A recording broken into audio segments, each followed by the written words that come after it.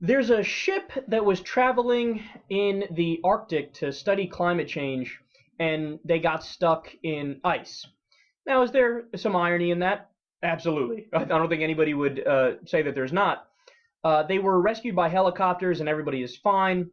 Well, genius Donald Trump took to Twitter to talk about this, and he, of course, used this to try to justify that he thinks global warming is bullshit. He said, quote, "This very expensive global warming bullshit has got to stop. Our planet is freezing, record low temps, and our global warming scientists are stuck in ice."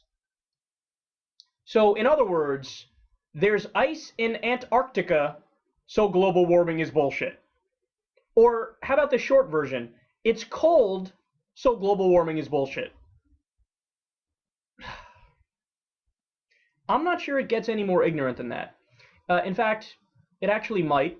I shouldn't speak so soon, because genius Stuart Varney wanted to weigh in on this, and he took it a step further. Listen.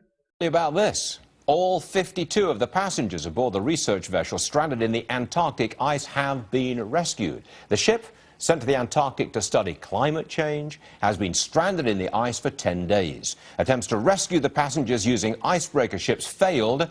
Rescuers finally got through using a whopping great big helicopter that was landing on the supposedly very thin ice. They're all out, okay? So it looks to me like we're looking at global cooling. Forget this global warming. That's just my opinion. All right, Shah. Global cooling. Global cooling. Because it's cold?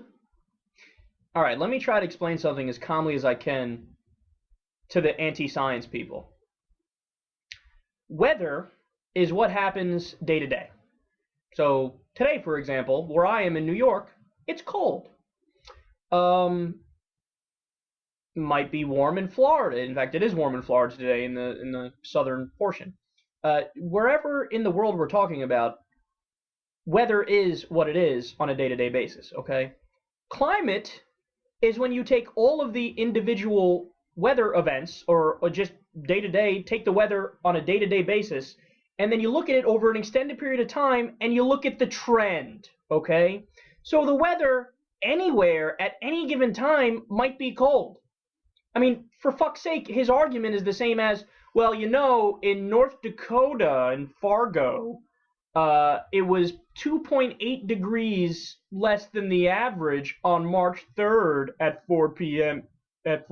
time. All right, but that doesn't mean anything. That's a weather event.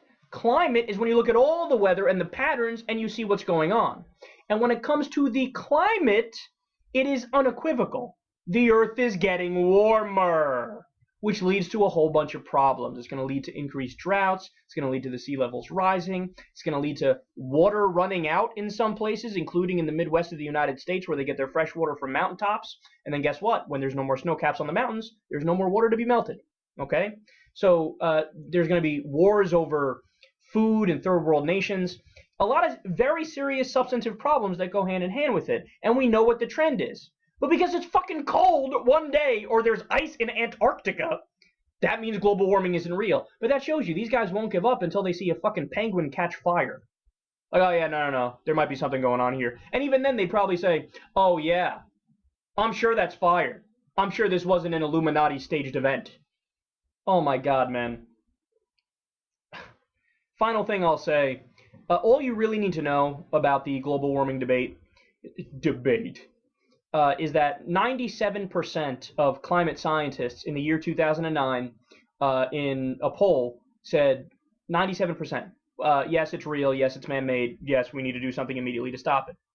Not only that, but the only people who are against the consensus of the scientists are fossil fuel industry funded scientists, who of course have a financial conflict of interest to say global warming isn't happening, because the people who, you know, get the oil out of the ground and sell it for money, right?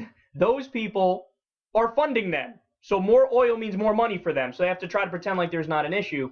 And also, this is what I think is the most devastating point of all.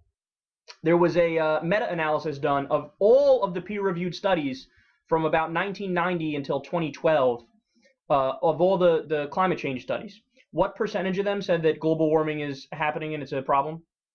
99.8%.